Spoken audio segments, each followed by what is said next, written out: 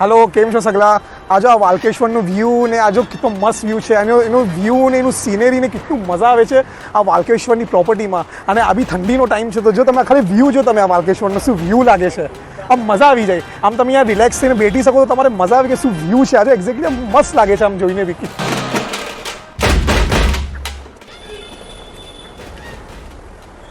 વાલકેશ્વરમાં શું સ્નેક્સ મળે છે યાર, મજા આવી જાય છે યાર.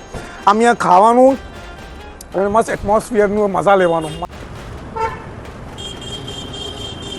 આ જો આ વાલકેશ્વરની છે ને અહીંયા ટ્રાફિકમાં બી એક સિમ્પની છે. સિમ્પની તમારી ફેમિલી મોટી હોય, 5-6 જણા રહેતા હોય તો તમારે આ અપાર્ટમેન્ટ જોવા જો ઘણું મોટું અપાર્ટમેન્ટ છે, 2200નો કાર્પેટ એરિયા છે, તો તમારે શું આરામથી રિલેક્સ થઈને તમે રહી શકો છો. આ કેમાં આ સંભવ વાલકેશ્વરની પ્રોપર્ટી છે, મસ્ત છે, એકદમ સરસ છે, મજા આવી જાય છે.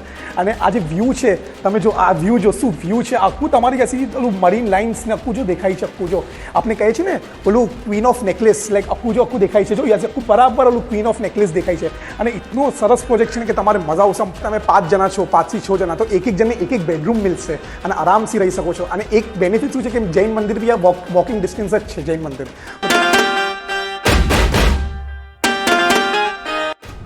અગર તમારા પ્રોપર્ટીમાં ઇન્ટરેસ્ટ છે અને કોઈ બી ઇન્ટરેસ્ટ હોય, લાઈક 5 છે તો 3 બેડરૂમમાં સંભવમાં, તો તમે છે ને અહીંયા આવી શકો છો અને મેહુલભાઈને કોન્ટેક્ટ કરી શકો છો.